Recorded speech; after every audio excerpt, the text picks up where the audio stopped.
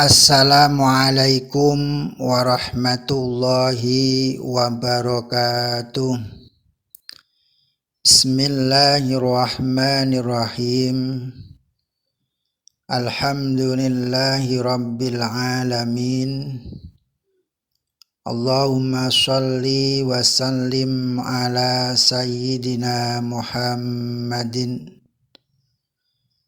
Rabbana zidna ilman nafi'ah wa wasi' fi rizqina wa barik lana fi ma razaqtana waj'alna mahbuban fi qulubi ibadika wa azizan fi uyunihim waj'alna wajihan fid dunya wal akhirah wa minal muqarrabin ya kathiran nawal ya hasanal fi'al ya qaiman bila zawal ya mubti'an bila misal falakal hamdu wal minnatu wasyarafu ala kulli hal, amma ba'd.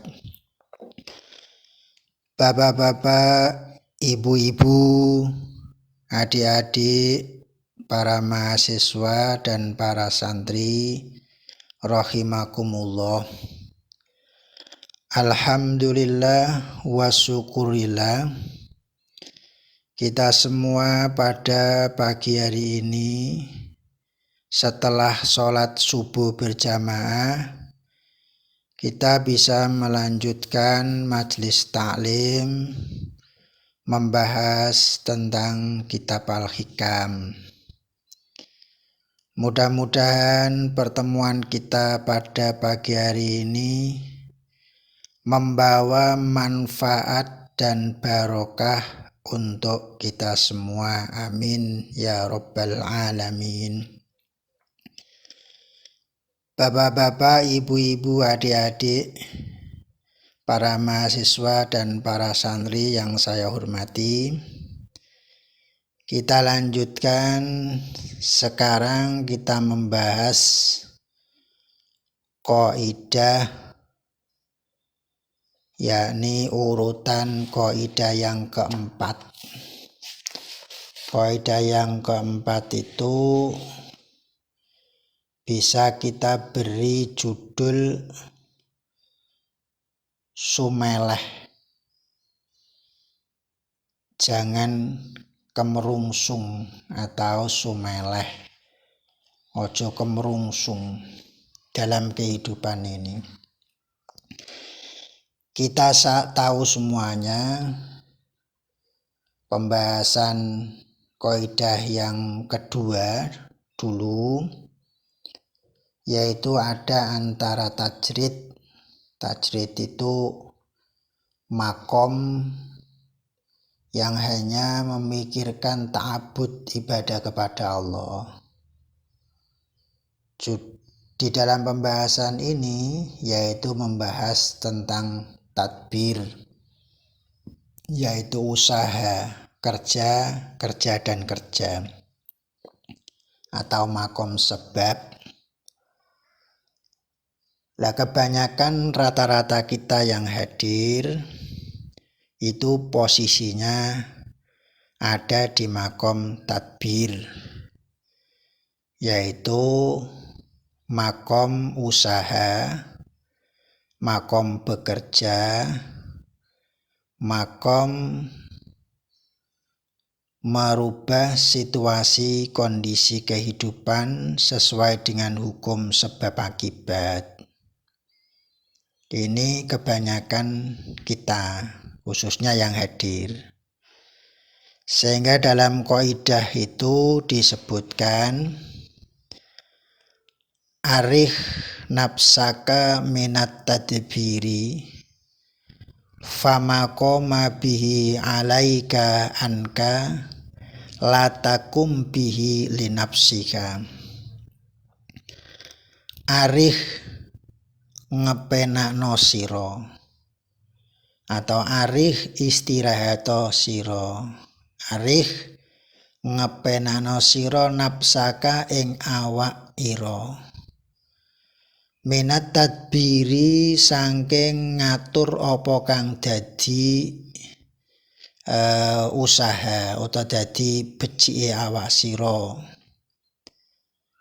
Fama mongko utahi barang koma kang wis ngurus bihi kelawan ma sapa wairu kasaliyane sira angka saking sira latakum mongko aja ngurus sira bi kelawan ma linapsika maring awak dhewe sira. Ini kaidah yang keempat. Arih nafsaka minat tadbir. Istirahatkan dirimu atau pikiranmu dari kesibukan mengatur kebutuhan duniamu. Fama koma bi ghairaka anka latakum bihi linapsika. Sebab apa yang sudah dijamin diselesaikan oleh selain kamu, tidak usah engkau sibuk memikirkannya. Bapak, Ibu, adik-adik, jamaah sholat subuh Masjid Al-Husna rahimakumullah. Allah memberikan waktu kepada manusia, durasinya sama. Orang kaya, miskin, pejabat, rakyat, orang desa, orang kota, semuanya diberi durasi waktu sama, 1 hari 1 malam 24 jam. 24 jam itu jangan sampai dihabiskan hanya memikirkan tadbir, yakni memikirkan usaha urusan duniawi, kerja, dan kerja. Kita tahu manusia itu mempunyai keterbatasan secara fisik, pikiran. Manusia itu punya keterbatasan. Karena manusia punya keterbatasan, sifatnya dhaif, lemah, maka kita butuh yang namanya istirahat. Maka perintahnya arih nafsaka minat tadbir. Jangan terus memikirkan usaha, kerja, lebih-lebih hanya urusan duniawi. Maka kadang-kadang kita perlu melepaskan itu, berpikir sejenak supaya fresh.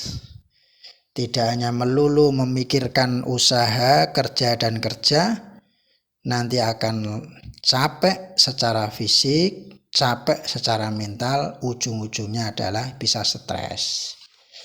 Dengan demikian, kita bisa membuat konsep 24 itu dibagi 3. Ada durasi waktu untuk ibadah, itu istirahat juga, istirahat secara rohani, ya juga jasmani, menghadap kepada Allah, sholat dan seterusnya, baca Quran. Ada durasi waktu untuk bekerja, dan ada durasi waktu untuk istirahat. Kalau kita hanya kerja terus tanpa istirahat, itu namanya menyiksa diri, zalim pada dirinya sendiri. Tidak diperbolehkan. Lantas hanya bekerja terus tidak pernah menyapa Allah, ibadah, itu pun salah. Orang ambisi ingin masuk surga, ibadah tanpa istirahat, tanpa usaha untuk memenuhi kehidupannya, itu pun tidak benar. Maka bisa kita pilih, ini bagi bapak-bapak, ibu-ibu. Untuk adik-adik, para mahasiswa dan santri, waktunya dibagi untuk istirahat, untuk belajar, ya untuk ibadah. Karena jenengan mencari ilmu bisa karena dapat beasiswa atau mungkin ditanggung orang tua, maka porsi bekerja itu digantikan di usia kamu adalah usia belajar. Nah, itu harus ada yakni istirahat. Maka bahasa kaidah ini memberikan pengertian kita tidak boleh kemerungsung, ngoyoworo, ya ambisi berlebih-lebihan untuk menguasai keinginan dan keinginan kita, lebih-lebih adalah aspek urusan duniawi. Maka perlu kita istirahatkan sejenak pikiran, tenaga kita untuk memulihkan kembali karena manusia sekali lagi lemah. Lah yang hidup yang kuat siapa? Hanya Allah. Allahu la ilaha illa huwal hayyul qayyum. Allah, tidak ada Tuhan selain Allah. Allah itu huwal hayyu, zat yang hidup, al qayyum, zat kang terus menerus, yakni punya kekuatan mengurus semua alam semesta ini. Oleh karena itu dalam hidup jangan sampai waktu kita habis hanya untuk mengejar ambisi tadi, urusan duniawi, sehingga tidak diistirahatkan. Maka dalam Al-Quran disebutkan, khususnya surat Al-Insan, wa ma tasa'una illa ayyasha Allah innahu kana aliman hakima. Dan kamu tidak mampu menempuh jalan itu, wa ma tasa'una illa ayyasha Allah, kecuali bila dikehendaki Allah. Innahu kana aliman hakima. Innallaha, sesungguhnya Allah, kana aliman hakima. Allah itu adalah zat yang maha mengetahui, hakiman, dan maha bijaksana. Ini pengertian secara umum. Kita semua manusia hidup ini harus mampu untuk mengatur waktu. Jangan sampai konsentrasi hidup kita hanya semata-mata untuk tadbir, yakni usaha, kerja dan kerja tanpa ada jeda sedikit pun, sehingga nanti lama-kelamaan ada kecapean secara fisik maupun secara psikis yang ujungnya bisa mengganggu diri kita, mental kita menjadi stres. Pengertian secara khusus di dalam orang-orang sufi memaknai bahwa tadbir, usaha, itu ada 3. Ada tadbir yang sifatnya madmumah, yakni tercela. Tadbir yang sifatnya tercela adalah usaha yang disertai dengan sifat ngoyo, ngotot, kemrungsung, kadang-kadang malah gigi mongso, mendahului waktunya.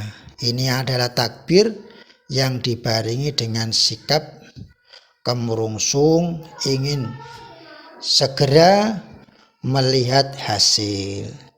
Sikap semacam ini hanya membuat kita manusia yang punya sikap semacam itu nanti ujung-ujungnya adalah nyuwun sewu, ada tekanan mental, sama sekali melahirkan hal-hal yang tidak sehat. Selain itu juga kurang sopan kepada Allah Subhanahu wa ta'ala. Padahal dalam ajaran Islam juga ada ajaran yang namanya ajaran tawakal. Wa may yatawakkal 'ala Allahi fa huwa hasbuhu. Dan barang siapa yang berserah diri kepada Allah, maka Allah zat yang mencukupinya, fahuwa hasbuhu. Tentunya tawakal ini dibarengi dengan usaha. Tidak hanya langsung tawakal, ya menyerah tidak, tetapi dengan usaha. Tapi usaha itu harus melihat batasan-batasan kemampuan kita sebagai manusia. Maka istilahnya dalam segala hal, urusan rezeki, urusan ilmu, khususnya adik-adik para mahasiswa santri itu, kamu juga harus ikhtiar, usaha, tadbir, belajar yang serius. Ketika belajar, usaha yang serius harus dibarengi dengan sikap, yakni doa. Harus selalu berdoa, mendekatkan diri kepada Allah Subhanahu wa Ta'ala. Ketika sudah usaha, tadbir diiringi dengan doa yang serius, lantas terakhir baru tawakal diserahkan kepada Allah Subhanahu wa Ta'ala. Nah, konsep demikian itu manfaatnya apa? Yang pertama, jika hidup manusia itu hanya tanda petik mengandalkan kemampuan fisik dan mengandalkan kemampuan otaknya, yakni usahanya, tadbirnya saja, tanpa diiringi dengan doa, itu namanya kesombongan dalam kehidupan manusia. Ada kesombongan di sana, menafikan Allah.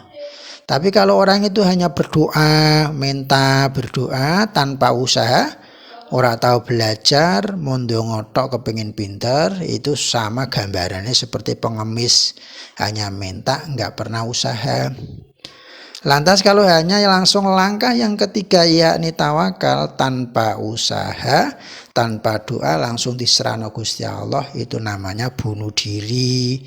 Oleh karena itu 3 konsep, 3 hal itu harus kita terapkan.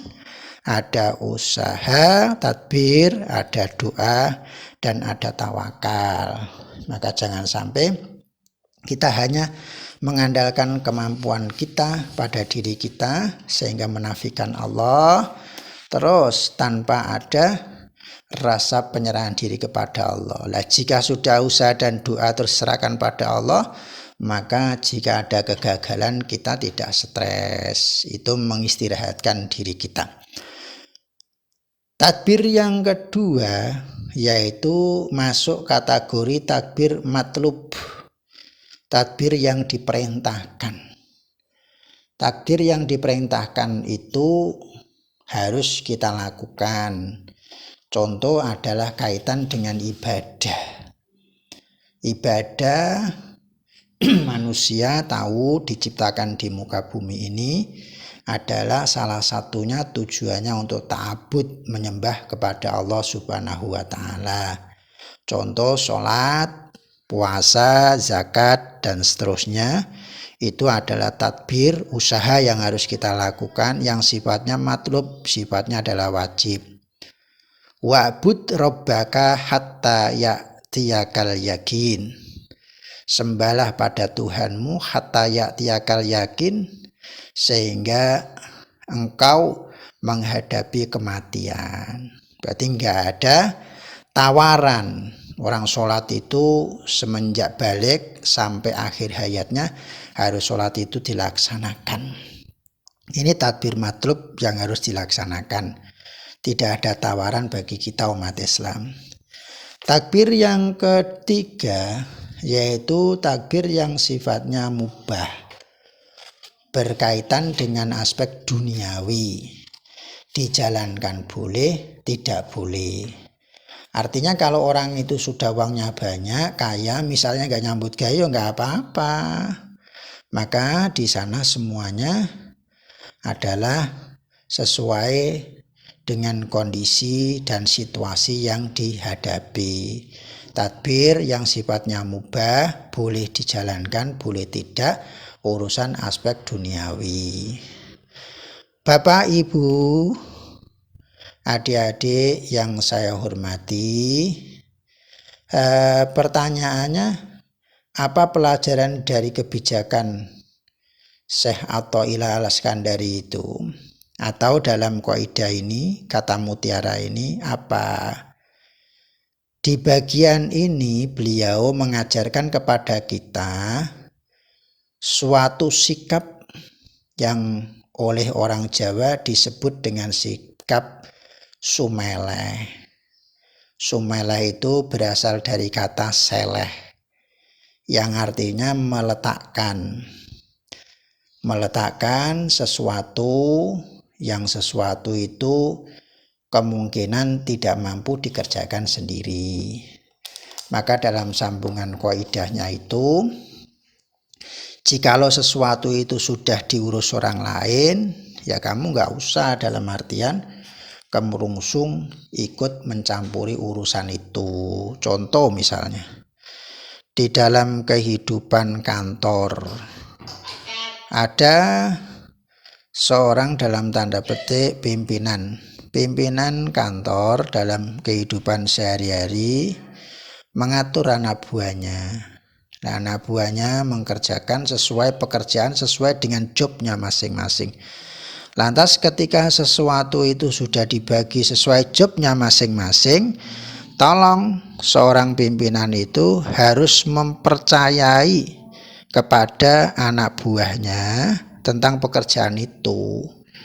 Nah, semuanya kita borong, kita kuasai sendiri, maka diri kita tidak mampu. Kita ini makhluk sosial, juga makhluk individu, nggak bisa memikirkan urusan semua hal itu mampu untuk dikerjakan oleh kita. Oleh karena itu perlu sesuatu ada kerjasama dengan orang lain, sesuatu yang sudah dikerjakan orang lain, ya kita nggak usah nyuwun sewu menguasai pekerjaan itu.